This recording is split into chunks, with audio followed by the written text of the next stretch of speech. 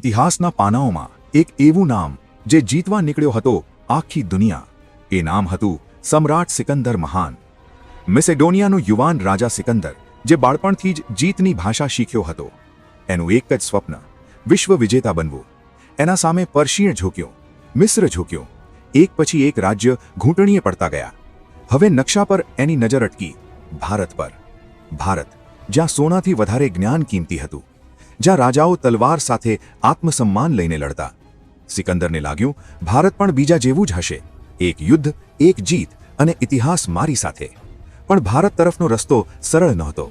ઉત્તર પશ્ચિમ ભારત, સિંધુ નદીની આસપાસ નાના નાના રાજ્ય, પરસ્પર શત્રુતા અને ભયથી ભરેલા રાજાઓ. કેટલાક શાસકોને લાગ્યો, જો સિકંદરને આવકારીએ તો પડોશી શત્રુઓથી બચી જઈશું. અને એ ભયમાંથી જન્મ્યો વિશ્વાસઘાત. સિકંદર તલવાર લહેરાવીને આવ્યો નહોતો, એ આવકાર લઈને ઘૂસ્યો. સ્થાનિક ભેદિયાઓએ એને ખૈબર પાસના ગુપ્ત રસ્તા બતાવ્યા, સિંધુ નદી પાર કરવાની માહિતી આપી, અને કયા કિલ્લા નબળા છે એ પણ કહી દીધું. કેટલાક દરવાજા કિલ્લા તોડવાથી નથી ખુલતા, વિશ્વાસ તોડવાથી ખુલે છે. અને પછી ભારતમાં પ્રવેશ થયો. ખૈબર પાસ પાર કરીને સિકંદરની સેના ભારતની ધરતી પર ઊભી રહી. એક પછી એક કિલ્લા લડ્યા વગર જ ઝૂકતા ગયા. પણ આ ભારત હતો. અહીં દરેક રાજા ડરથી નથી જીવતો. પંજાબની ધરતી પર સિકંદર સામે ઊભો રહ્યો રાજા પોરસ. ઈસવીસન પૂર્વે 326 હાઇડેસ્પીસ નદીના કિનારે ઇતિહાસનું ભયાનક શરૂ થયું. હાથીઓની ગર્જના, આકાશમાં તીરો, ધરતી પર લોહી. સિકંદરની ચાલાક વ્યૂહરચનામાં પણ આ જીત સરળ નહોતી. યુદ્ધ પૂરું થયું. પોરસ ઘાયલ હતો, પણ ઝૂક્યો નહોતો. સિકંદરે પૂછ્યું, તને કેવી રીતે છોડવામાં આવે? પોરસે જવાબ આપ્યો, એક રાજા તરીકે. એ શબ્દો સિકંદરની છાતીમાં વાગ્યા. આ પહેલીવાર હતું જ્યારે કોઈ હાર્યા પછી પણ આત્માથી જીત્યો હતો.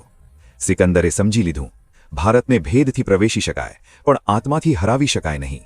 હવે લક્ષ્ય ગંગા નદી આસપાસનું હતું, પણ સૈનિકો થાકી ગયા હતા.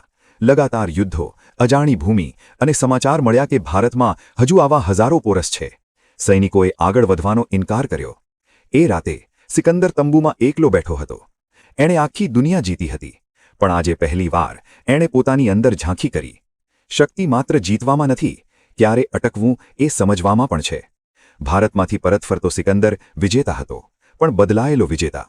એ અહીંથી સોનું, હીરા, જવેરાત નહીં, પણ જીવનનો એક પાઠ લઈને ગયો કે સાચી મહાનતા જીતમાં નહીં, વિચારમાં હોય છે. ભારત જીતવા નીકળેલો માણસ અહીંથી વિજેતા હોવા છતાં ઉદાસ મને પરત ફર્યો. સિકંદર મહાન કહેવાયો, પણ એના સામે ભારત ક્યારેય પરાજિત નહીં થયો. જય હિન્દ, વંદે માતરમ.